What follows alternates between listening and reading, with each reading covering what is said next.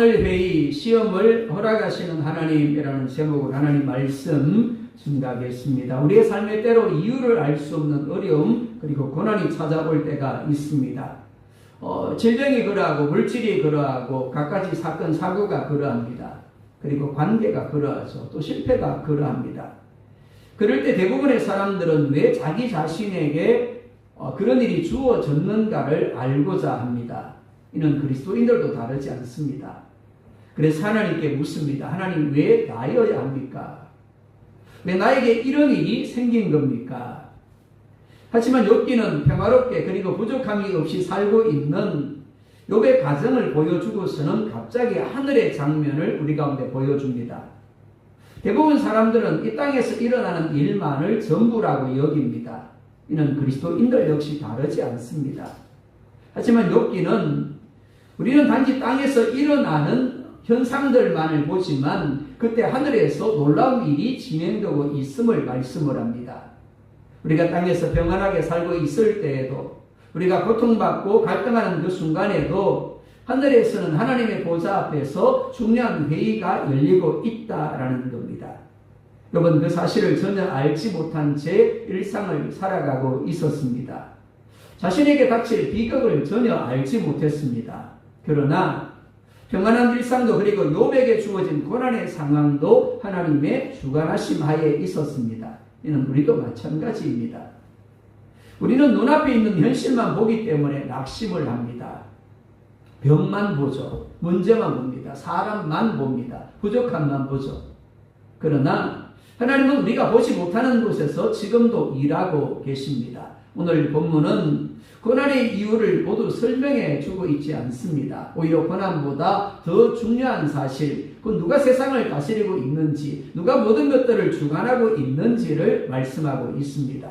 오늘 말씀을 통하여 세 가지 사실을 기억할 수 있기를 원합니다. 첫째, 하나님은 보이지 않는 세계까지 다스리는 절대 주권자라는 겁니다. 둘째, 하나님은 우리의 믿음을 누구보다 잘 아신다라는 겁니다. 셋째, 사단의 시험조차 하나님의 허락하심 안에서만 가능하다라는 겁니다. 우리가 현실보다 하나님을 바라보며 끝까지 믿음을 지켜야 하는 이유가 바로 여기 있습니다. 자, 첫 번째 같이 읽습니다. 시작. 죄송합니다. 제가 연결해서 한 줄에 써야 되는데, 그죠? 하늘회의 욥을 자랑하시는 하나님. 첫 번째 제목입니다. 6절 말씀 함께 볼까요? 시작.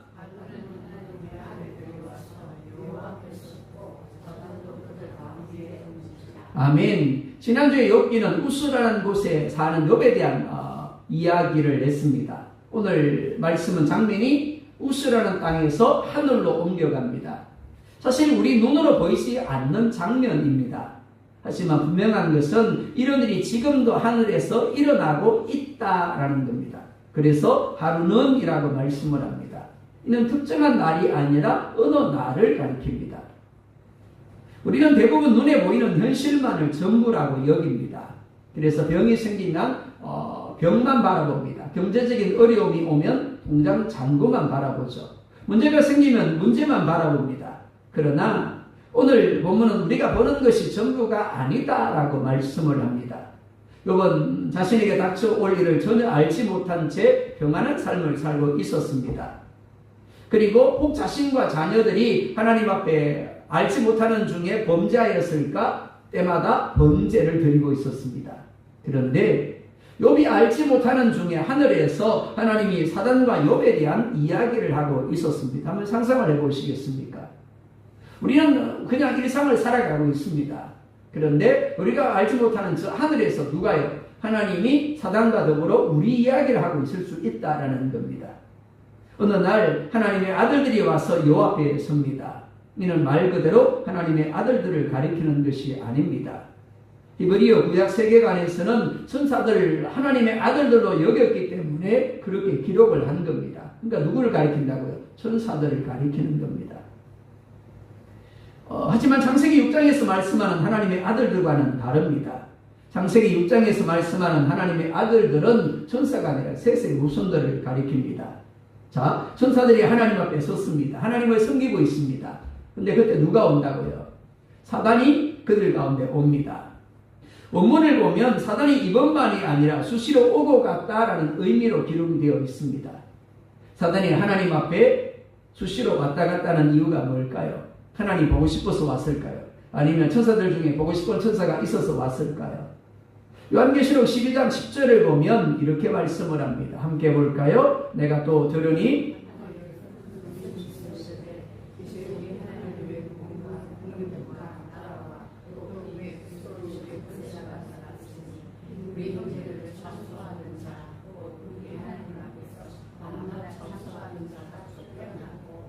자, 누가 쫓겨났다고요? 참수하던 자. 참수하던 자가 누굴까요? 사탄이요. 그러니까 사단이 그날도 하나님 앞에 온 이유는 뭘까요? 뭐 하기 위해서? 참수하기 위해서. 그렇습니다. 믿음의 사람들을 고발하기 위해서 하나님 앞에 나온 겁니다. 자, 7절 같이 봅니다. 시작. 여호와께서 사단에게 이르시되 내가 어디서 왔느냐? 사단이 여호와께 대답하여 이르되 땅을 두루돌아 여기저기 다녀왔나이다. 하나님이 사단에게 묻습니다. 너 어디서 왔니? 하나님이 몰라서 묻는 걸까요? 아니요, 알고 있습니다. 하나님 모든 것을 아시는 분이죠. 그러니까 당연히 사단이 무슨 짓을 하다가 왔는지, 어디서 왔는지를 알고 계십니다. 그런데 왜 물으시는 걸까요? 하나님이 성경에서 때로 묻는 장면들이 나올 때가 있습니다. 몰라서 묻는 게 아니죠. 진실을 드러내기 위해서 묻는 겁니다. 창세기 3장에서 아담이 범자에 숨었을 때 하나님이 이렇게 말씀을 합니다. 아담아, 네가 어디 있느냐? 하나님이 몰랐을까요? 너무 꼭꼭 숨어서 못 찾겠다, 깨꼬리. 그래서 아담아, 네가 어디 있느냐? 그런 건가요? 아니죠. 아담으로 하여금 자신의 문제를, 자신의 죄악을 깨닫게 하기 위한 것이었습니다. 가인도 마찬가지죠. 가인에게 하나님이 이렇게 묻습니다. 내 아우 아벨이 어디 있느냐? 아벨이 어디 있는가를 하나님은 이미 잘 알고 계셨습니다. 하지만 그의 죄를 깨닫게 하기 위하여 내 아우 아벨이 어디 있느냐라고 물으셨던 겁니다. 오늘 사단에게 던진 질문도 마찬가지입니다. 너 또 그 짓하고 돌아다니다가 왔지? 라는 질문입니다. 사단은 땅을 두루돌아 여기저기 다녀왔습니다 라고 대답을 합니다. 이는 단순히 여기저기를 쏘다니다 돌아왔다는 말이 아닙니다. 여기저기를 돌아다니면서 사람들을 미혹하고 시험에 빠뜨리고 죄를 범하게 했다라는 의미입니다. 사단은 대적하는 자, 고발하는 자라는 뜻입니다. 그러니까 사단은 사람들을 미혹하여 하나님을 대적하게 만들고 또 믿음의 사람들을 고발하는 것을 사명으로 여기는 존재입니다. 그래서 베드로전서 5장 8절을 보면 이렇게 말씀을 합니다. 또 같이 볼까요? 근신하라 깨어라 너희 대적마귀가 우는 사자같이 두루 다니며 삼킬 자를 산나니. 어떻게 한다고요? 두루 다닌대요. 뭐 하려고요? 한번 물어볼까요? 이 사단이 우리 교회는 안 오지요? 우리의 삶에는 안 오지요? 네, 잘 아시네요. 그렇습니다. 사단이 가지 않는 곳이 없습니다. 두루두루 다녔다는 것은 다 갔다는 이야기입니다. 다 가서 뭐 했을까요? 힘내라, 잘하고 있어, 용기 내. 그랬을까요? 아니요. 아무것도 아닌 것 가지고 다투게 만들고 분쟁하게 만들고 싸우게 만들고 하나님을 멀리하게 만들고 예배 안 하게 만들고 기도 안 하게 만들고 이럴 때 아멘 하는 겁니다. 우리 홍 목사님이 그렇게 아멘 하라고 이야기를 하셨는데도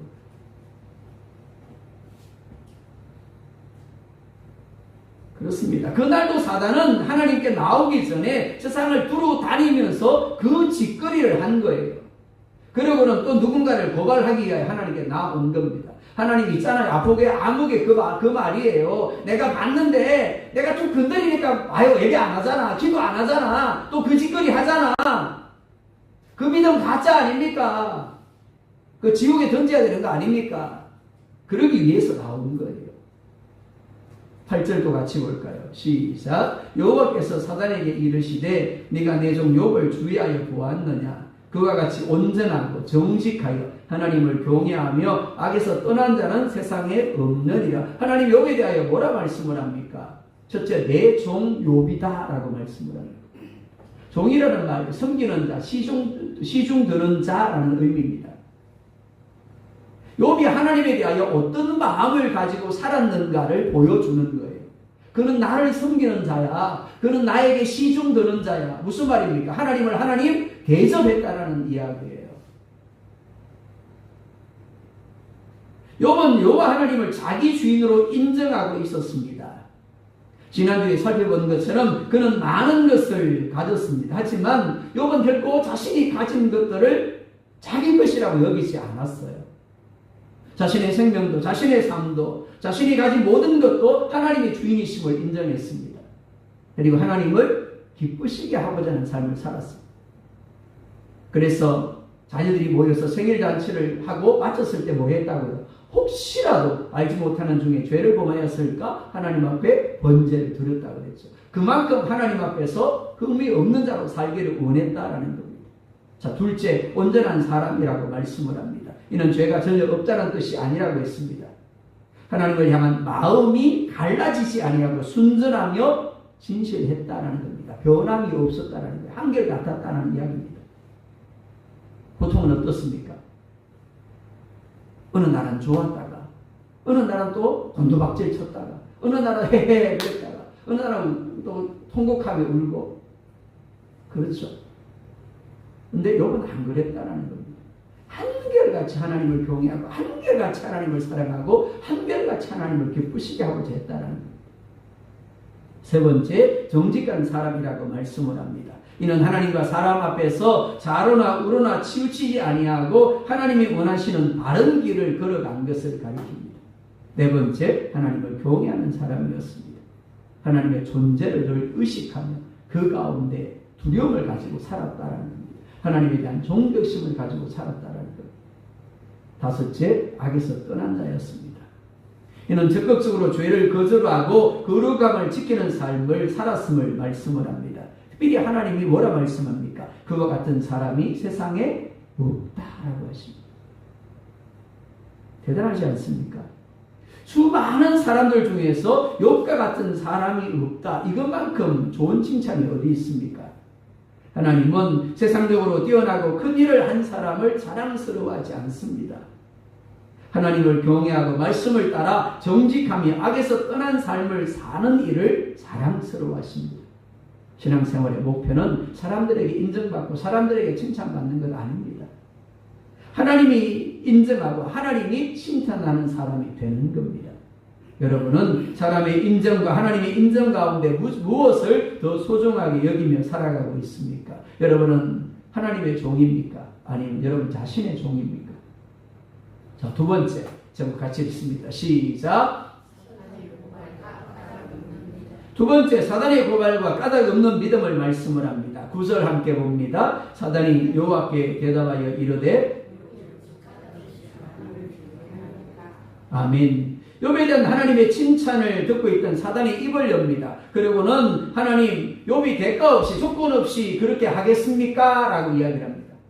10절도 같이 볼까요? 주께서 그와 그의 집과 그의 모든 소유물을 울타리로 두르심 때문이 아니니까 주께서 그의 손으로 하는 바를 복되게 하사 그의 소유물이 땅에 넘치게 하셨음이니이다. 아멘. 자, 10절 말씀은 참과 거짓이 섞여 있습니다. 뭐가 참이고 뭐가 거짓일까요?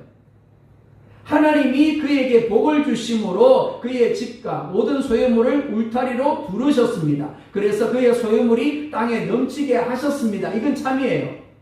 하나님이 그에게 복을 주셔서 그에게 어떻게 동방에서 가장 훌륭한 자가 되게 하신 겁니다. 넘치게 하셨죠. 이건 참입니다. 그러나 무엇이 거짓일까요? 그것 때문에 하나님을 경외하고 그것 때문에 정직한 삶을 살고 그것 때문에 악한 자리에 떠난 자의 삶을 사는 것은 아니었다라는 거죠. 우리가 많이 쓰는 단어 중에 기복신앙이라는 것이 있습니다. 기복신앙이 뭔가요? 여러분들이 생각하는 기복신앙은 뭡니까? 복이 목적이 되는 신앙생활을 기복신앙이라고 이야기를 합니다. 성경에는 하나님이 복을 주시니라 복을 주시니라 내가 복을 줄 거야 라는 말씀이 넘쳐납니다. 그러니까 아버지신 하나님이 우리를 향하여 가지고 있는 본심은 뭐라고요? 복을 주는 거예요. 그게 당연한 겁니다. 그리고 우리가 복을 구해야 됩니다. 그러나 문제는 뭐라고요? 복이 목적이 되면 안 된다는 거죠. 복이 목적이 될 때 기복주의라고 부르는 겁니다. 사단은 욥의 신앙을 기복주의 신앙이다라고 이야기를 합니다. 하나님이 복을 주시니까 그렇게 하는 것 아닙니까? 라고 이야기를 하고 있는 겁니다. 하지만 욥의 신앙은 아니었죠. 사단은 욥이 누리는 축복을 욥이 가진 신앙의 순수성을 훼손하는 도구로 비하합니다. 그러면서 하나님이 주신 보상과 복을 거두시면 욥도 즉시 하나님을 저주할 것이다 라고 합니다. 이는 욥 한 사람에 대한 시험일 뿐만 아니라 이 시대를 살아가는 우리를 향한 질문이기도 합니다. 사단은 어떻게 해서든지 하나님과 우리 사이를 갈라놓으려고 합니다. 그중 한 방법이 바로 이것입니다. 하나님이 우리에게 주셔서 누리게 하신 것들을 거두게 하시는 겁니다. 그리고 이를 통하여 성도의 마음에 하나님에 대한 의심이 생기게 만드는 겁니다. 하나님이 정말 나와 함께 하신다라면, 하나님이 정말 나를 사랑하신다라면 어떻게 이럴 수가 있어? 이런 마음을 가지게 만드는 겁니다. 사단이 얼마나 간교한지 모릅니다. 사업이 잘 되니까, 농사가 잘 되니까, 직장에서 승진, 승급 잘 되니까, 건강하니까, 형통하니까, 교회를 잘 다니고 예배를 잘하고 잘 섬기는 것 아닙니까? 그러니까 한번 거두어 보십시오. 여러분 어떻습니까? 여러분이 지금 누리고 있는 물질의 복, 건강의 복, 자녀의 복이 떠나가도 변함없이 하나님을 사랑하며 섬길 수 있습니까? 여러분의 목적은 하나님입니까? 아니면 사단의 지적처럼 하나님이 주시는 것들입니까? 사실 많은 이들이 사단의 이야기처럼 조건적인 믿음, 복주심에 대한 반응으로 하나님을 믿고 사랑하는 것이 사실입니다. 그래서 사단이 우리가 가진 믿음을 무너뜨릴 때 우리가 가진 물질을 빼앗아가고 건강을 빼앗아가고 우리가 누리고 있는 것들을 빼앗아가는 겁니다. 그리고 그로 인하여 실제로 많은 이들의 믿음이 무너지는 것이 사실입니다. 사단은 아담 이후에 이런 방법으로 얼마나 많은 이들의 믿음을 무너뜨렸는지 모릅니다. 욥도 그럴 것이다 라고 생각을 한 겁니다. 미국의 유명한 복음성가 작곡가인 호레이쇼 스태포드라는 사람이 있습니다. 이 사람이 한순간에 모든 것을 잃게 되어졌습니다. 시카고 대화재로 막대한 재산을 잃어버리고 알거지가 되어졌습니다. 그리고 얼마 지나지 않아서 사랑하는 네 딸이 대서양에서 배가 침몰하면서 모두 세상을 떠나게 되어졌습니다. 엎친 데 덮친 격에서 아내만 겨우 살아남았다고 합니다. 여러분들 같으면 그 상황에서 어떻게 반응했겠습니까? 그는 딸들이 죽은 바다를 지나며 배 위에서 오늘 우리가 불렀던 내 평생에 가는 길 순탄하여 라는 찬송을 썼다라고 합니다. 재산을 다 잃어버렸습니다. 사랑하는 4명의 딸을 잃었습니다. 근데 그런 절망적인 상황에서 내 평생에 가는 길 순탄하여 평안해 평안해. 그는 하나님이 주신 선물을 모두 잃었지만 하나님은 잃지 않았습니다. 그랬기 때문에 오히려 평안하다라고 노래할 수 있었던 겁니다. 대가와 조건이 사라져도 하나님의 존재와 성품을 사랑하는 것, 이것이 바로 사단의 고발을 부끄럽게 만들고 승리할 수 있는 신앙입니다. 왜냐하면 하나님이 먼저 그 아들을 십자가에서 죽도록 내어주심으로 우리를 사랑하셨기 때문입니다. 자, 세 번째 같이 봅니다. 시작. 세 번째 오늘 본문은 허용된 시험과 하나님의 주권을 말씀을 합니다. 11절 함께 봅니다. 시작. 이제 주의 손을 펴서 그의 모든 소유물을 치소서. 그리하시면 틀림없이 주를 향하여 욕하지 않겠나이까. 사단은 하나님이 손을 펴서 욥의 모든 소유물을 치면 틀림없이 하나님을 욕할 것이다 라고 장담을 합니다. 왜요? 인간이 가진 이기심과 인간이 가진 약점을, 인간이 가진 욕망을 너무 잘 알고 있기 때문입니다. 12절도 함께 봅니다. 여호와께서 사단에게 이르시되 내가 그의 소유물을 다 내 손에 맡기노라. 다만 그의 몸에는 내 손을 대지 말지니라. 사단이 곧 여호와 앞에서 물러가니라. 하나님이 사단에게 그의 소유물을 다 내 손에 맡긴다라고 허락하십니다. 하지만 다만이라고 말씀을 합니다. 즉 사단이 넘지 말아야 할 경계선을 분명히 정해 주셨습니다. 그의 몸에는 손을 대지 말라라고 하십니다. 하나님은 사단에게 마음대로 해라라고 말씀하지 않으세요. 여기까지는 허락하지만 그 이상은 안 된다라고 분명한 경계를 정해주십니다. 사랑 여러분, 사단은 얼마나 뛰어난 능력을 가진 존재인지 모릅니다. 그래서 하나님을 향하여 반란을 일으켰던 존재입니다. 하지만 아무리 뛰어난 능력을 가져도 하나님의 명령을 넘어설 수는 없습니다.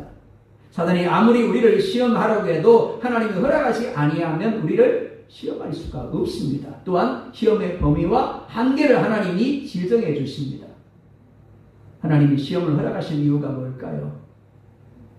야고보서 1장 2절과 4절에 이렇게 말씀을 합니다. 함께 봅니다. 내 형제들아, 너희가 여러 가지 시험을 당하거든 온전히 기쁘게 여기라. 이는 너희 믿음의 시련이 인내를 만들어내는 줄 너희가 알미라. 인내를 온전히 이루라. 이는 너희로 온전하고 구비하여 조금 더 부족함이 없게 하려 함이라. 아멘. 땅에서 금을 캐내면 그 금은 곧바로 순금이 되지 않습니다. 수많은 불순물이 섞여 있죠. 그래서 어디에 넣습니까? 불 속에 집어넣습니다. 뜨거운 불을 통과하게 되면 불순물이 위로 떠오릅니다. 그러면 불순물을 걷어내고 다시 불에 집어넣습니다. 이 과정을 반복하다 보면 마침내 순금이 되어지는 겁니다. 마찬가지입니다. 하나님이 우리에게 시험을 허락하시는 이유는 우리를 버리셨기 때문이 아닙니다. 우리가 미워서도 아닙니다. 우리를 더 거룩하게 하고 더 성숙하게 하고 더 예수님을 닮게 하기 위하여 연단하시는 겁니다. 즉 우리 가운데 있는 불순물들을 제거하시는 겁니다. 목회를 하면서 그런 생각할 때가 있습니다. 내가 말씀을 전하는 대로 아멘하고 순종한다면 얼마나 좋을까. 그죠? 목회할 만 날 겁니다. 그죠? 그럼 하나님도 참 쉽겠죠. 시험을 허락하실 이유가 없을 겁니다. 그죠? 말씀을 전함으로 말미암아 아멘하고 순종하고 그래야 성숙한 믿음이 되고 예수님을 닮는다면 얼마나 좋을까요? 자, 그런데 여러분의 경험상 어떻습니까? 20년, 30년, 40년 신앙생활 해도 쉽게 변하더라, 안 변하더라? 안 변하죠. 변하는 속도도 정말 더딥니다. 심지어 어떤 사람은 죽을 때까지 안 변하더라고요. 그러고 죽더라고요. 모르겠어요. 그분이 천국 갔는지 지옥 갔는지. 그러니까 하나님이 어떻게 하신다고요? 시험을 허락하시는 겁니다. 시험을 통해서 강제적으로 어떻게 해요? 불순물을 빼내시는 작업을 하시는 겁니다. 특별히 고린도전서 10장 13절에 이렇게 말씀을 합니다. 함께 봅니다. 사람이 감당할 시험 밖에는 너희가 당한 것이 없나니 오직 하나님은 미쁘사 너희가 감당하지 못할 시험당을 허락하지 아니하시고 시험당할 즈음에 또한 피할 길을 내사 너희로 능히 감당하게 하시느니라. 아멘.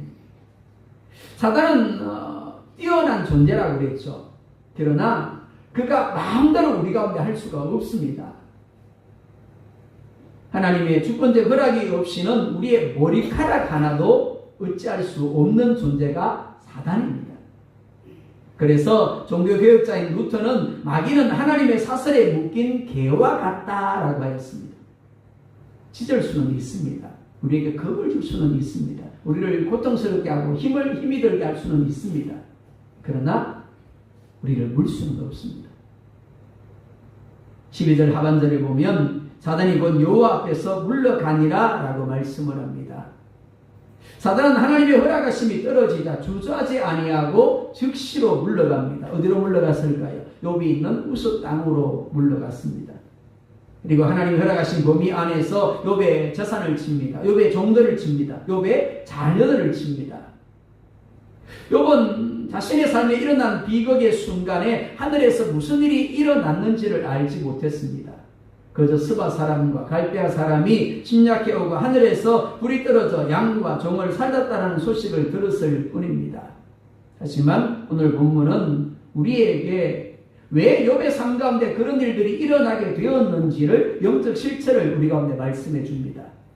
우리가 겪는 삶의 수많은 갈등들, 시험들, 고난의 배후에는 영적 대적의 집요한 유혹과 공격이 존재합니다. 욥이 참혹한 영적 폭풍 속에서도 하나님을 향하여 원망하지 아니하고 옷을 찢으며 예배할 수 있었던 비결이 무엇일까요? 그것은 평소 그가 하나님과의 관계에서 쌓아오던 예배와 기도와 말씀의 능력 때문입니다. 사단은 오늘도 하나님 앞에서 물러나 믿음의 사람들을 시험하여 다니고 있습니다. 나는 아닐 거야. 아니요. 나도 예외가 아닙니다. 나도 모르게 내 안에 어떤 생각이 자기할 수 있습니다. 내 안에 어떤 충동이 생길 수 있습니다. 그것을 통해서 내가 하지 말을 하고 하지 말을 행동을 할 수 있습니다. 혹은 내 삶 가운데 고난이 올 수도 있겠죠. 그래서 사도 바울은 우리가 하나님의 전신갑주, 즉 말씀과 기도로 무장해서 영적으로 깨어 있어야 한다라고 말씀을 합니다. 마지막 때가 가까울수록 사단은 제 때가 다 한 줄 알고 최후 발악을 할 겁니다. 어떻게 해서든지 우리를 믿음의 자리에서 떠나게 만들고 지옥으로 끌고 가려고 할 겁니다. 그렇기 때문에 긴장을 풀면 잡아먹히는 겁니다. 깨어있지 않으면 잡아먹히는 겁니다. 깨어있으면 주님과의 관계를 누리면 고난의 원인을 다 알 수는 없어도 나를 향한 하나님의 주권과 사랑은 신뢰할 수가 있을 겁니다. 그리고 얼마든지 시험 중에서도 이길 수가 있는 겁니다. 그렇기 때문에 무더운 날씨 중에서도 기도의 자리를 지키십시다. 예배의 자리를 지키십시다.